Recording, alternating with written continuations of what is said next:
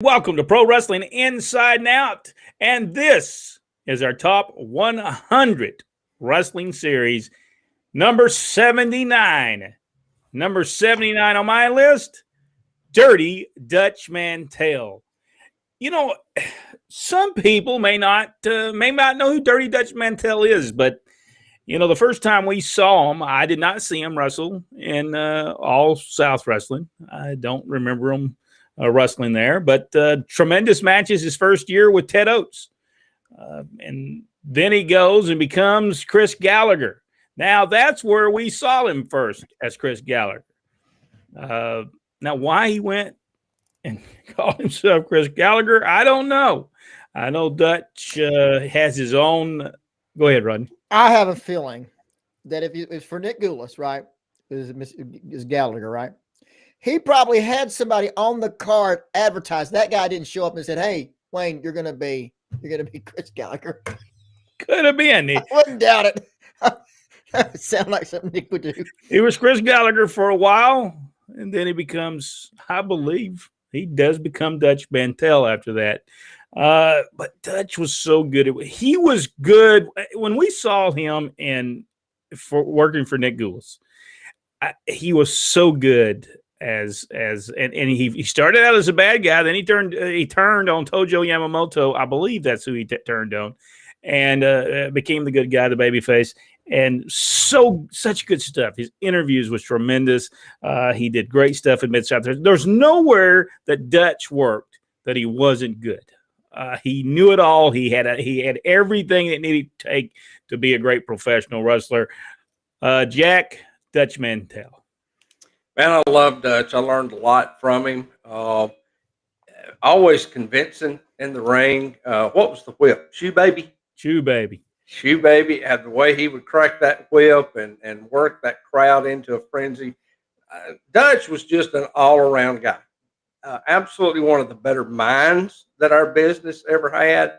And if you're not following him on Facebook, he started adding a lot of stories of his life and career that are great. So go over there and learn a little history of Dutch. Good stories, by the way. So I think it's is it Dutch Mantell? Is it Facebook? Is yes. The name Mantel?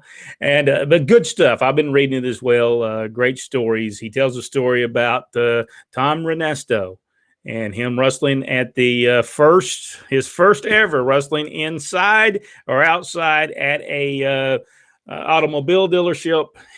Great story. So get over there if you've not read that story of Dutch Mantell. It's very good. Rodney, Dutch Mantell. One of the greatest feuds ever. Dutch Mantell and Randy Savage for Nick Goulas. Just awesome stuff. It's absolutely awesome. Then later on, he goes to Mid-South, as we know. And if you haven't seen it before, his chair incident with the snowman. Check that out. That was something to behold. Snowman said, "Just hit me as hard as you can with the chair. You can't knock me down. You can't knock me down." He knocked him down twice, and then got mad about it. Yes, he did. Yes, he did. But Dutch was always he was a consummate professional. No matter where he went, he knew exactly what his role was. When he stepped in front of that microphone, it was gold every single time. I'm not sure if anybody remembers, but he was doing an interview with Charlie Platt on Continental Wrestling Federation, where Tom Pritchard was wrestling, and through that whole match, he was just knocking Tom the whole match, talking about the Wheel of Misfortune, talking about the Lonely Laura and all that. And then Tom wins the match. He comes back to the set and he says, "Are you talking about me back here?" He said, No, I'm not saying anything bad about you at all. I don't understand what you're saying. No, I just thought I see you pointing at the Wheel of Fortune. You got a problem with the fortune? No, that was the greatest idea I've ever heard in my entire life. It's just fantastic. He said, I saw you standing up here. And then Charlie said, "No, that's not what you said." No, now hush, Charlie. I was here. I know what I said. And he come around the front of the desk, and Dutch had a cup full of powder, throw it in his face, and then beat Tom Pritchard up on the on the set. It was really, really good. It was awesome, especially the way Dutch approached it. Well, Charlie, I don't know, Charlie. Now you hush. Now I know what I was talking about. Now I think it was great. He took those glasses and he was pushing the glasses up, had the hat. It was awesome. It was absolutely awesome. And the great matches with Wendell Cooley. And then probably one of the best matches I probably have ever seen is Dutch Mantell, Bill Dundee against Al Perez and Wendell Cooley in Monroe, Louisiana. And it was one of those things where they had to stretch time out. And they went for 45 minutes. One of the greatest matches, never did anything with it. They should have returned it. I think if they would put that on the main event the next time in Monroe, I believe it would have been full. But Dutch, tremendously funny man, always a great stories, always had great stories. It was a pleasure, absolute pleasure to be around him. Absolutely was. And his family. Yeah, Dutch also on that same thing said, no one trusts me at all. He said, I wouldn't even trust me if I was somebody else. So that was always good stuff by Dutch Mantell. Dutch, when you look at his body work, even for the small time that he was the color man for Bob Keitel, I think that was that on the main event? Was that was it Worldwide Wrestling? I think it was Worldwide Wrestling, wasn't it? And he did the commentary just for a short time. He's very good in that. But Dutch Mantell deserves to be in a top 100 list, and could be lower on the list. That's how good Dutch Mantell was, no doubt. All right, Jack, number 79 on your list. My 79 is Cowboy Bill Watts. Cowboy Bill Watts. If you've not ever saw him wrestle, Bill Watts was one of those people who you were going to believe what Bill Watts was doing in the ring because the guys wrestling against him believed it, because he truly went out there and beat you up on occasion. And when you look at what he did in Mid-South Wrestling, and I'm talking about not just the owner of Mid-South Wrestling, but being in the main events and headlining those cards for many years, and plus what he did with Bruno Sammartino when he first started in the wrestling business, Cowboy Bill Watts certainly does need to be in a top 100. Rodney, Cowboy Bill Watts. The man could tell a story. He could talk you into the seats. And there was a fabulous match that I sent Brent and Jack a few weeks ago when we were talking about Thunderbolt Patterson. With Thunderbolt Patterson, Bill Watts against Ole and Gene Anderson. All you have to do is watch that match, and you can see why Bill Watts and Thunderbolt and all of them were great, was a big star. Bill Watts was a star not only in the Mid-South, like we talked about, but in Georgia. He was also huge in Florida. And in no matter what capacity he worked in, he was fantastic. There's a match he was a Georgia Heavyweight Championship match against Wrestling One from Atlanta. Just an awesome match. Awesome match. Gordon Soley and Les Thatcher. I believe this Wrestling One. I don't believe it was Tim Woods. I believe it was Dick Steinborn.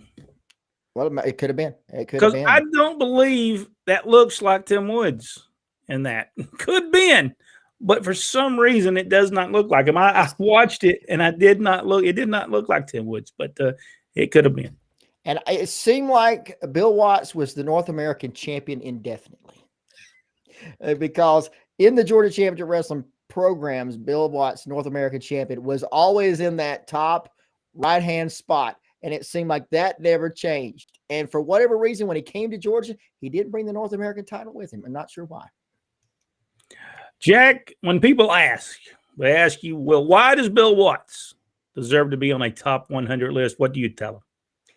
Well, my reason for putting him on there, his wrestling ability was only a part of it. The success he had and the top quality promotion he had at Mid-South Wrestling earns him kind of a double nod from me.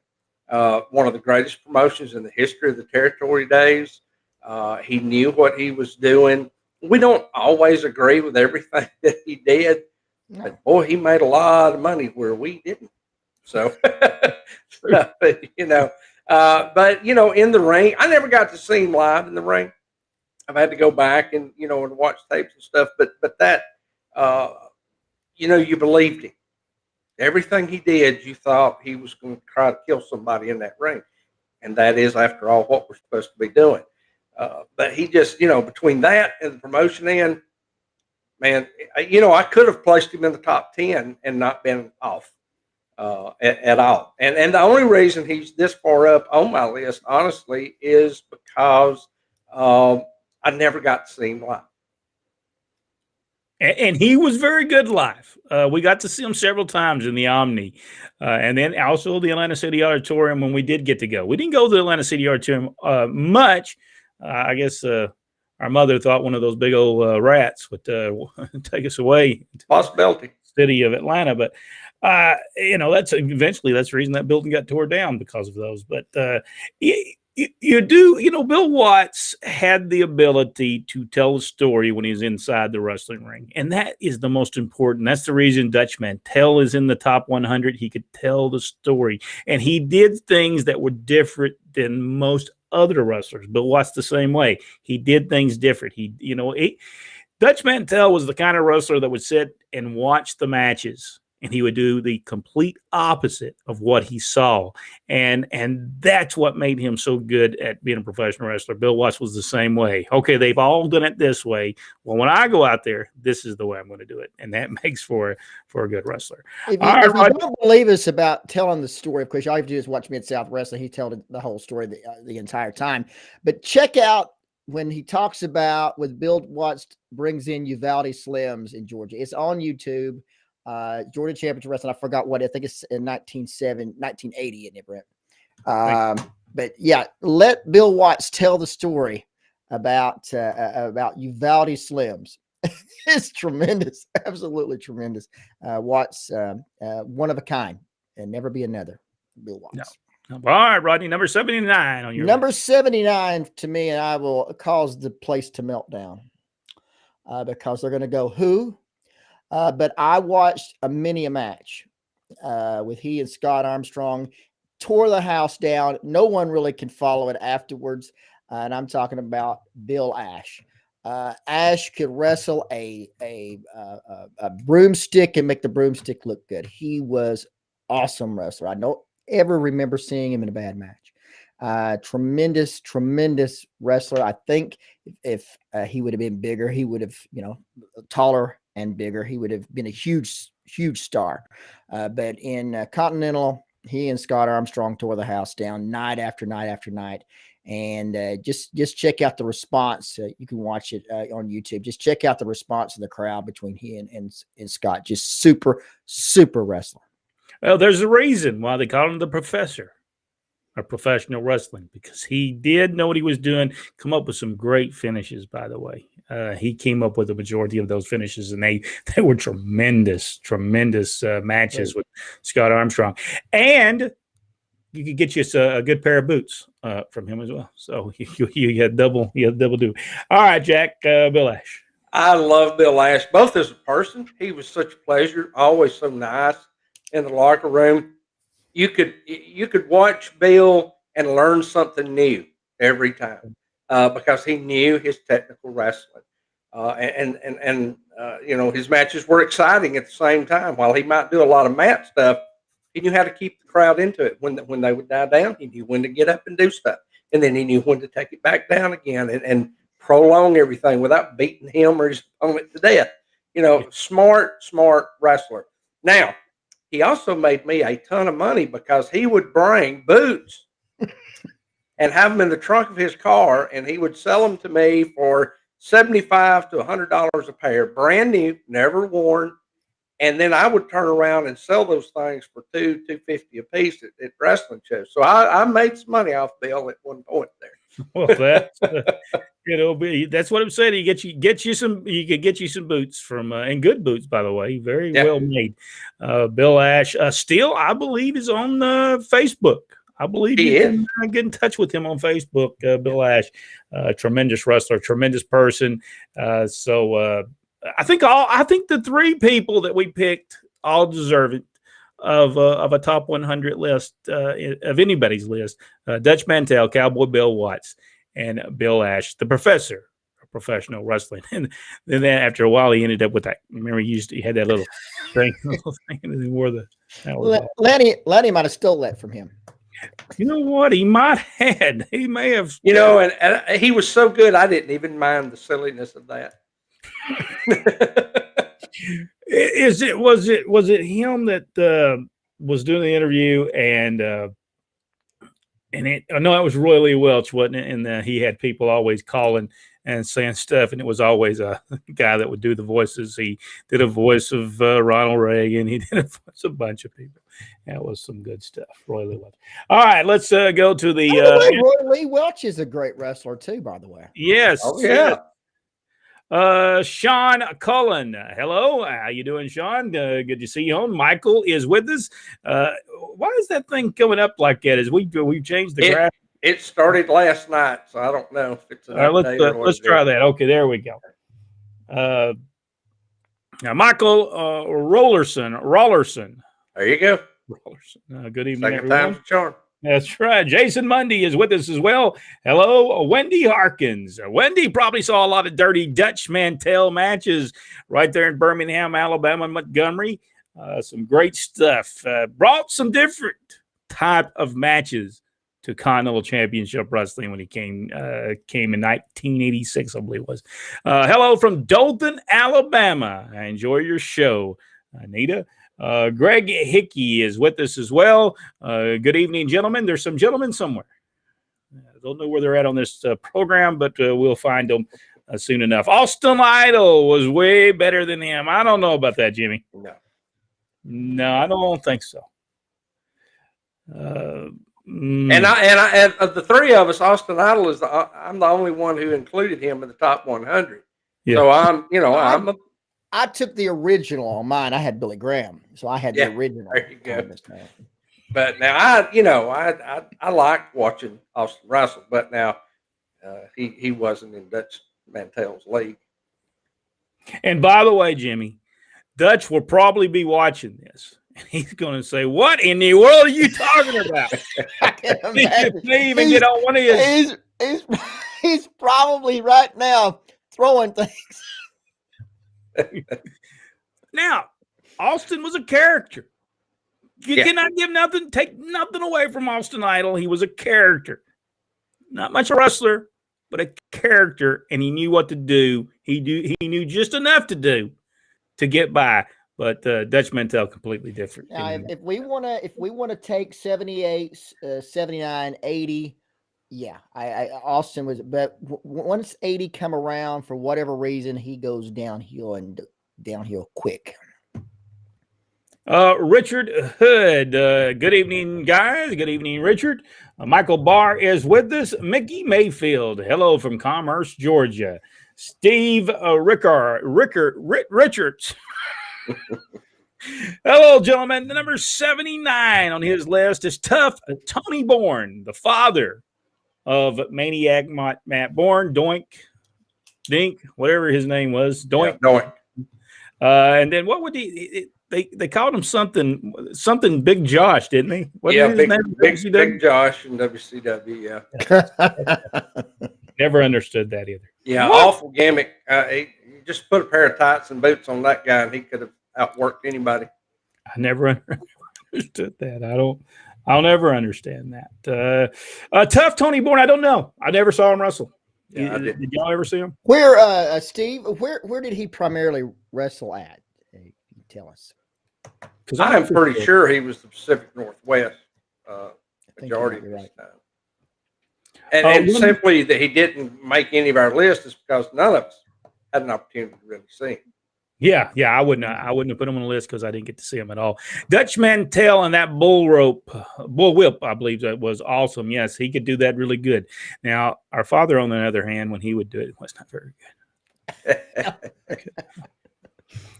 You can watch that on YouTube as well. Our father Ron West was going to be the special guest referee in a match with Wendell Cooley and Dutch Mantell, and he ends up getting that whip, and ends up getting It gets a clothesline. it's a clothesline, but yeah, it was good stuff though. He really was. He probably could have used it because he grew up on a farm. He probably could really used it, but he was acting like it. Now Bill Dundee could throw a mean bull whip as well. Yeah, Anita, he was mean as a snake. Yes, Dutch Mantell. Hello all, Glen Allen Shelton. Michael Barr, Dutch was a great worker wherever he went. Yes. All right. Now who is Kevin? My 7 name is P Chung Hai, the original. I'm not for sure I saw this guy. Do y'all know who this is? We're gonna have to find out.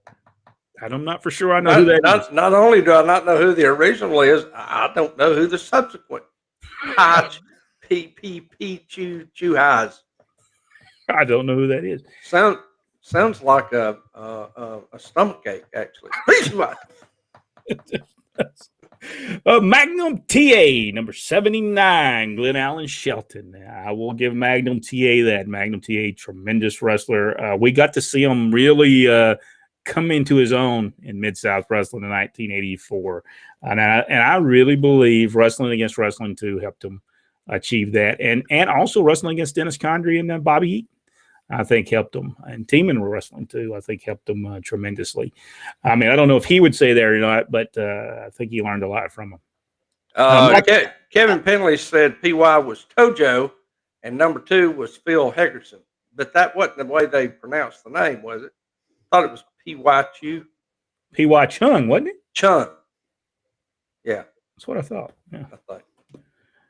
But maybe he spelled it different ways. I remember Dutch in Florida around 84. He was good and entertaining. Was that the year he was booking that area? Or did he come back in 86 and book? I think that's about right, 84.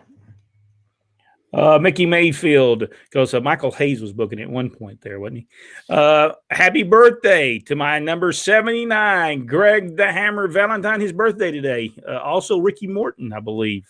Ricky Morton, yep. His birthday, I believe he's 65. And today would have been Jack Briscoe's 80th birthday. From Mickey Mayfield. Greg the Hammer Valentine, Ole Anderson always said he had one gear.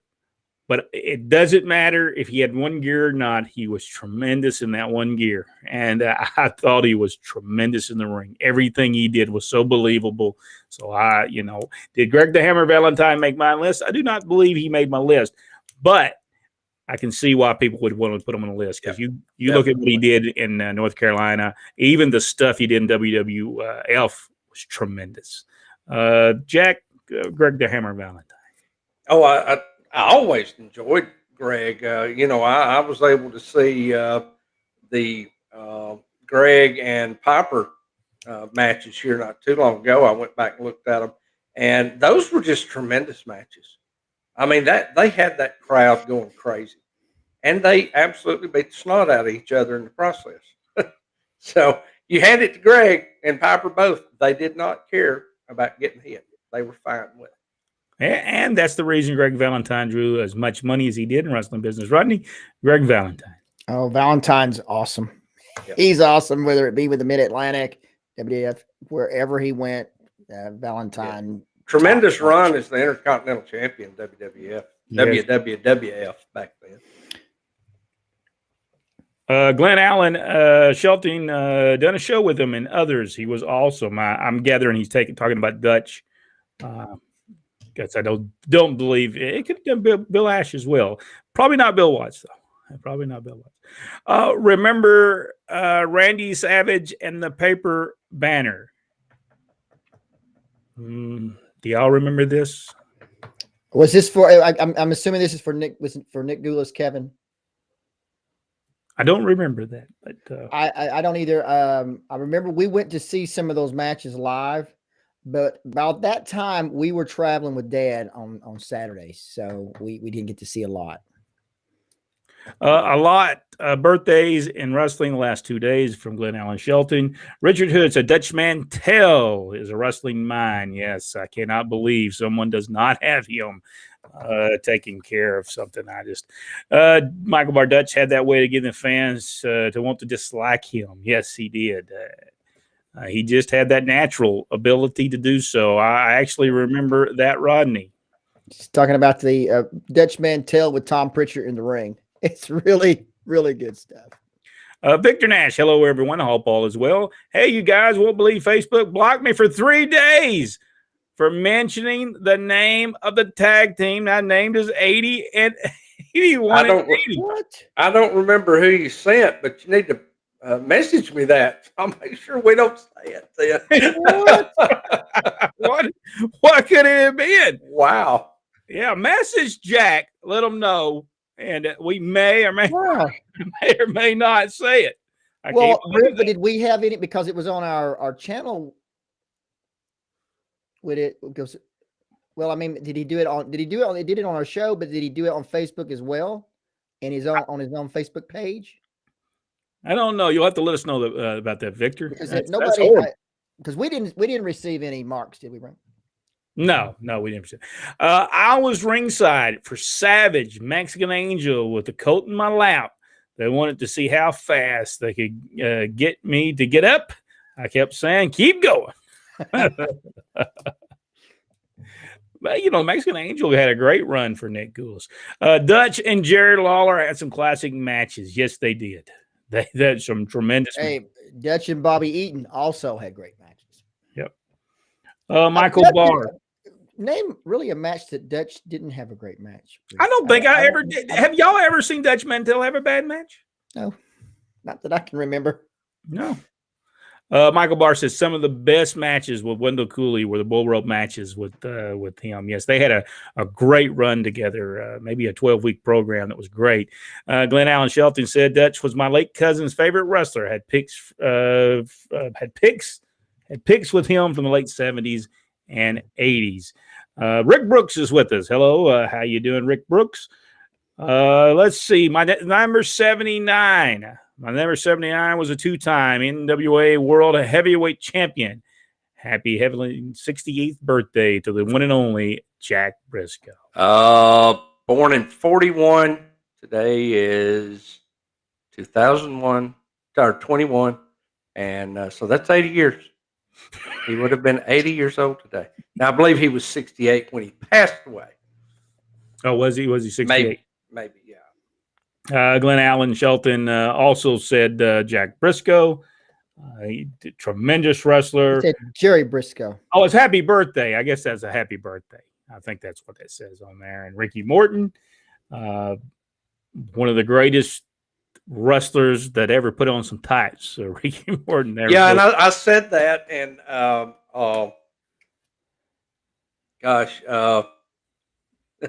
Billy Gunn's wife commented and said, "Really? He's the greatest?" And I said, "Yeah. If Billy would grow a mullet, I'd make him number one." She said, "No mullets were allowed in their house." But I hate to say this, Billy Gunn did not make my top 100 in list. Maybe in a tag team, he may or may not have made that list. I don't believe I've made that list yet. Okay, Victor messaged me, and I'm going to go out on a limb here and go ahead and mention this tag team because we've talked about them many times on this show, the Dirty White Boys. Oh. And that got him in trouble? That is even a song by Foreigner. Yeah. So what in the world are they? I don't know. I'm going to post that song when we get off. It's where those idiot teenagers working there, and they don't know who these people are. I have only got dinged by Facebook one time, and I actually won that dispute.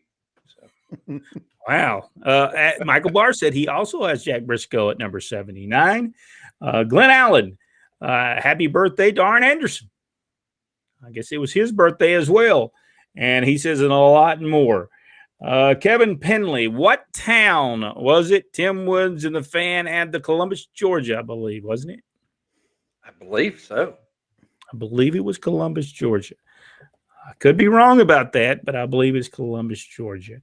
Michael, remember Bill Watts kicking Gary Hart in the head in Florida? He was a great wrestler, good wrestler. So no question. Also seen him versus Dusty in Florida Good stuff. Now, where was it that Bill Watts talked about, Bill Watts and Dusty would talk about hitting a home run with Pac Song's head? Which town was that? That was in Florida, right? I think it was Tampa, wasn't it? All I can remember, yeah, me and Dusty, what did Bill Watts call him? The little bully from Austin. Took and hit a home run with Pac Song's head. Apparently, Watts had the 2x4 there. And Glen Allen said, "Well, Watts the best Midnight Rider?" No, I think that was Dusty Rhodes. What do y'all? I thought it was Butch Reed.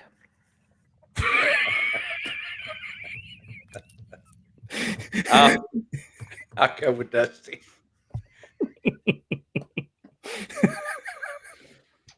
I never will forget how mad that crowd was. Although, wasn't it Roger Smith that filled in as the Midnight Rider in the Omni one night? It could have been. Yeah. I believe so, because Dusty was also on the card. And Roger, I believe he's the one that filled in as a Midnight Rider. And he did a good job. Everybody thought that was Dusty. Bobby Jaggers also did that. Yes, Bobby Jagger did that. Bobby Jaggers also did was the Uvalde Slims as well. Yes. Bill Ash was a great wrestler. This is from Wendy Harkins. I remember the matches he and Scott had. Yes, tremendous matches. Dustin Rhodes, number 79. Okay, I know Rodney's not going to tell us. Dustin Rhodes, did he make your top 100, Jack? No, he did not, and simply because he was not really a part of the territory days, and that's where my cutoff is. Now, if we did one going forward from the territory days, Dustin would definitely be on there. I think the world of Dustin. I think he's great. Yeah, great wrestler. Great wrestler. He knew what he was doing in the ring. I was never a big fan of the Gold Dust gimmick. For some reason, I just didn't. I didn't like the gimmick, but you know what? You had to hand it to him because he was given this gimmick. I don't think anybody else could have gotten it over with the exception of Adrian Street, but he was already doing that type of gimmick. Yeah. But he took it. He went from this redneck cowboy character that he really is, and became this androgynous, I think that's the word, type character that had great success up there. So while, I don't think I could have done that. I mean, I like to pride myself in being able to do just about anything ever thrown at me in wrestling. I don't think I could have done that. He did a tremendous job in Gold Dust. There's no doubt about it. He made it work. I thought it took away from what he could do in the ring. Yeah. I think because it was a character-driven person instead of a wrestler. But he did it great. No doubt. Bill Ash was a tremendous wrestler in Continental Championship Wrestling in Dothan. He was called Chicken Legs. Wendy Harkins said all y'all's picks were great ones. Michael said Gino Hernandez, number 79. And we've talked about him in length. You can go back and see those where we talked about Gino Hernandez. Wendy Harkins, yes, I did see a lot of Dutch matches. My cousin loved Dirty Dutch. Colton Martin said number 79, Buddy Rogers. I have to give him that. One of the greats of professional wrestling. And no doubt about that. Michael Barr said, Austin who? We all agree that Austin Idol, I agree that Austin Idol could do a tremendous interview. But I've seen some of if we was ever to go do top 10 matches, the worst matches I've ever seen, Austin Idol is going to be in some of them. I hate that, but it is. And nothing against him. He was going against Baron Von Raschke. It would have been one of them. Well, and I've talked about this many times since we started the show. My favorite angle of all time involved Austin Idol against the babyface Kevin Sullivan.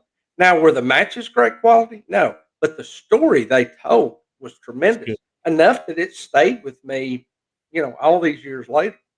And the stuff they did with Kevin Sullivan, Austin Idol against the Fabulous Freebirds, tremendous stuff. And they all did very well. Austin was a whole lot better at that point in time than he was years later. Shoe Baby, he said Shoe Baby 6. So that must have been. He must have lost 1 through 5. Yeah. Tony Bourne, the pride of Pendleton, Oregon, later from Milwaukee, Oregon. He was the father of Buddy Rhodes' second wife, Tony. Wow, I did not know that. No, we learned something every day. Kevin said Austin Idol was his number 95. I don't remember, Jack. Where was he at on your list? Let me look him. 95 for me. Okay, 95. Austin Idol was 95 for Kevin. He wasn't on Rodney's list. I don't know. He wasn't on my list. Phil Hegerson. I will agree with that. A lot of people don't know who Phil Hegerson is. Tremendous wrestler. If you ever got to see Phil Hegerson and Dennis Gondry as a tag team, if you didn't see that, they were a great tag team, great matches with everyone they ever wrestled against. PY is Tojo number 2 was Phil Hegerson. David Lawson also tells us about that. PY Chung was Tojo.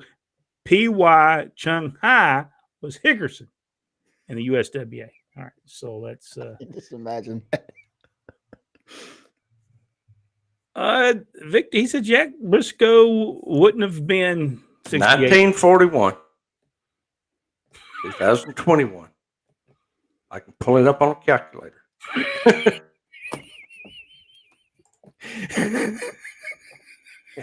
I'm not a math major, but I got this one down. Donovan Graham said, how about Kurt Von Hess in the Gulf Coast and Southeast, plus Georgia Championship Wrestling? Had a great run there for a long period of time, not only as Kurt Von Hess, but also as the Masked Superstar on several occasions. But he would still do the German.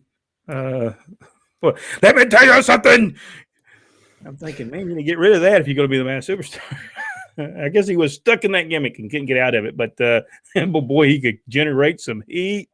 Whoa, could he? I don't think Bill Eadie ever went to Valdosta, Georgia. I think it was always Kurt Von Hess as the Masked Superstar.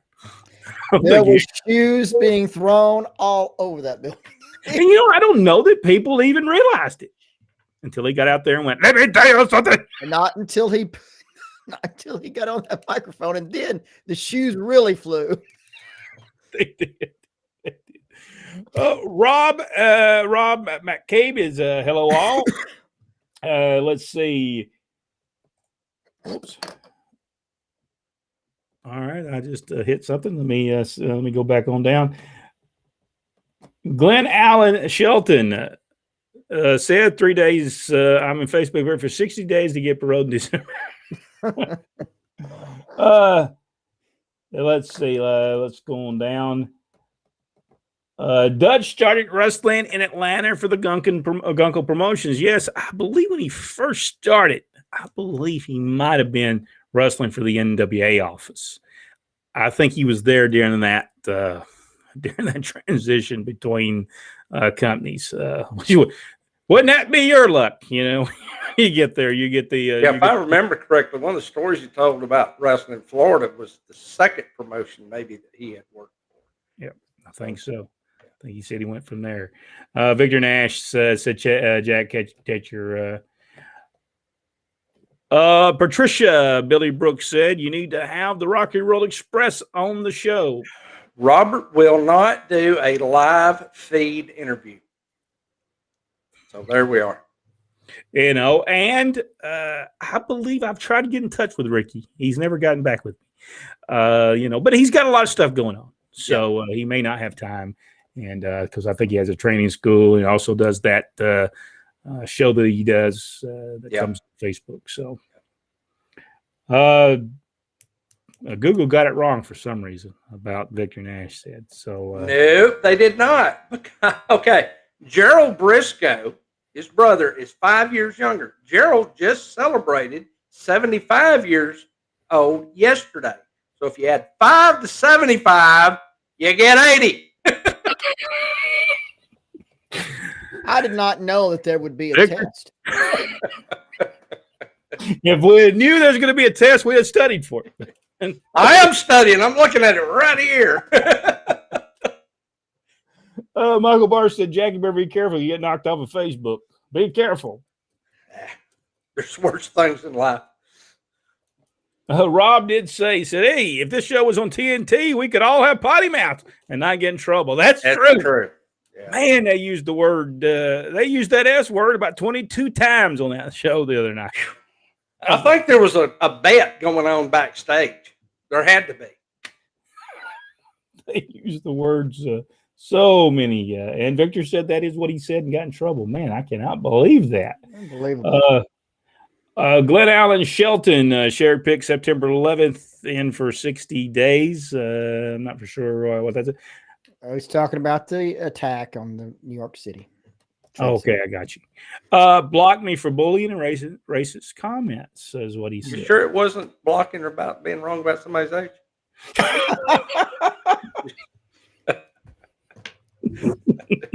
I love you, Victor.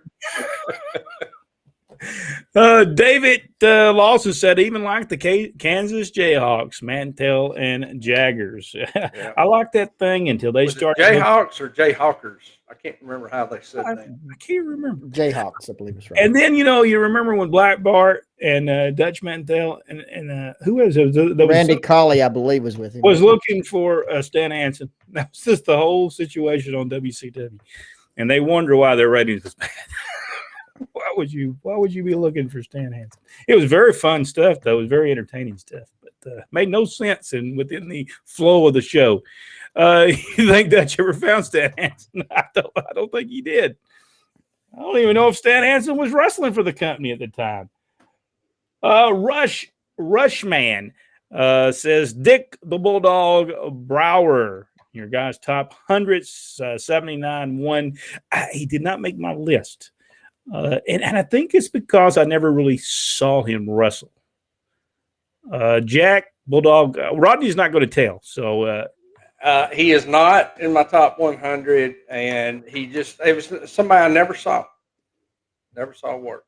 Yeah, so I can't say that he was good or bad. Now, when I did see him on video, I enjoyed what he did, but I don't think I ever saw him. Maybe some did not like the numbers 80, 81 because they lost a lot. Could have been. Victor Nash said, wait, what? Kevin Sullivan was once a babyface. Yes, He was. Yes, he was. And I will present this. I'm not sure if the light will show because of all the lights. Jack Briscoe being wished a happy 80th birthday by the Cauliflower Alley Club. And with that, I shall rest my case. Victor, I think you got the rile. Uh-oh. Daniel Lang is getting in on this as well, by the way. Michael Barr. Okay, all. Out with the calculators. Fearless Jack is 81. Fearless Jack is 81. He wants to talk about pro wrestling tees. Yes, you can go you can get t-shirts of all descriptions. You can get the Pro Wrestling Inside and Out shirts, and simply be going to Pro Wrestling Tee/Pro Wrestling Inside and Out. Plus, there's other t-shirts there as well. I think almost any shirt that you want is available at Pro Wrestling Tees. So we'll get that in. Mickey Mayfield said, yes, Victor Sullivan started the Bayface in GCW, even tagged with Tony Atlas. Yes, the matches with Tony Atlas. Kevin Sullivan and the Russians, Ivan Koloff and Alexis Smirnoff. Oh, my goodness. And we sold those flags, United States flags. You should have been in Dalton, Georgia with the Fort Hill Elementary School. That place was packed, and you should have seen the flags in there. Hey, you guys seen Rick? Yes, I saw Rick Steiner's son. Tremendous. Big old boy. Very impressed with Rick Steiner's son. I thought he was tremendous in what he did on the show. Big old boy. Let's see. Kevin and Tony were the Georgia Tag Team Champions by Michael Rollerson. Brandy Davis. Hey, Jack Lord. There's my sweetheart, boys. Hey, at least she's not arguing with you about the age, people. So that's right. I leave the heavy metal up to her, and she leaves wrestling up to me. 1941 to 2021 is a go by 10 years, 80. I'm not that.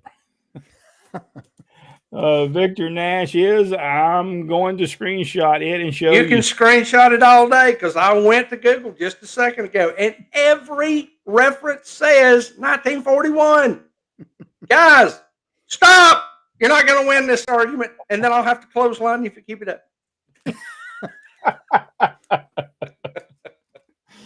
Let's see. They said because they stopped counting birthdays when he dies. I guess I don't know why, but Michael said pro wrestling cap's coming soon if they get talked about enough. Jack, Brent, and Rodney. Thank you so much.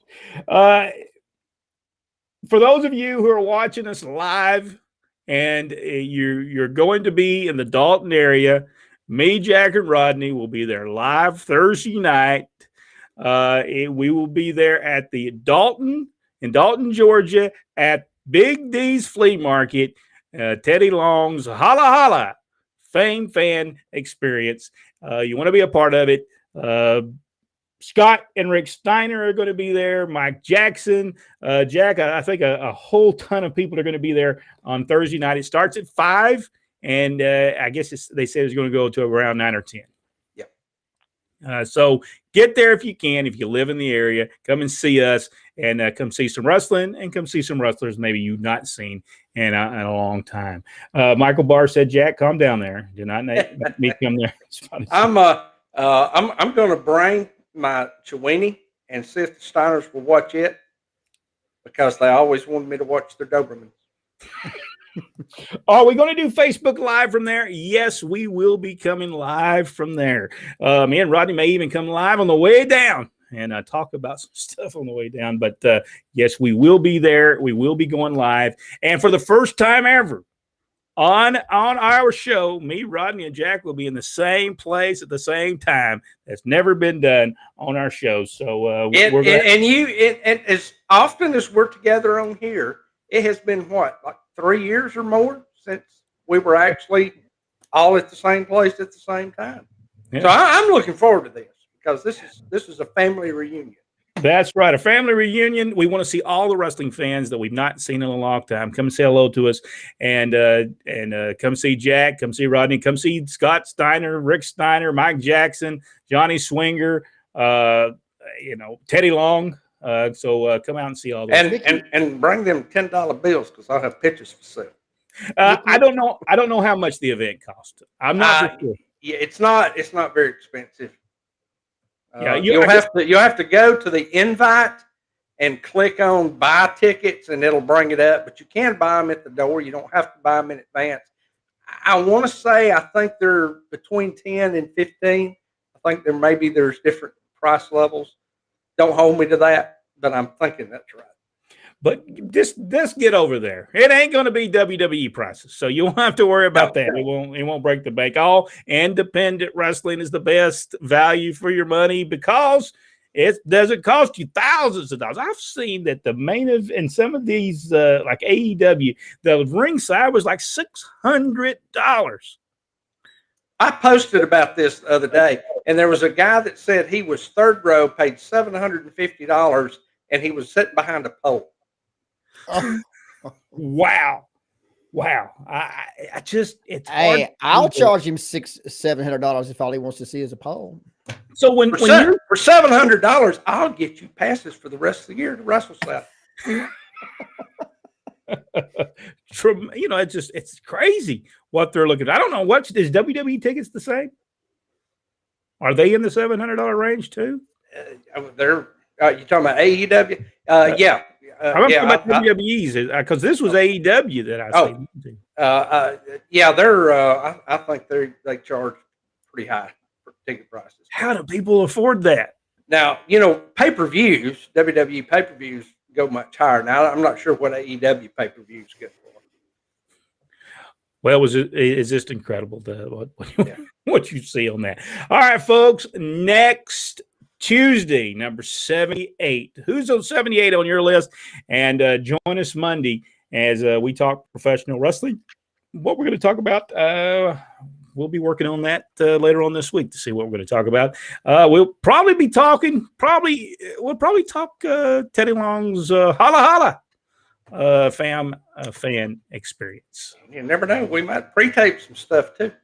Because there's supposed to be some surprises there. Lots of surprises. So there you go. A lot of surprises. We don't know what those surprises are, but we'll let you know. We will be coming live. So Thursday, we will go live from Dalton, Georgia.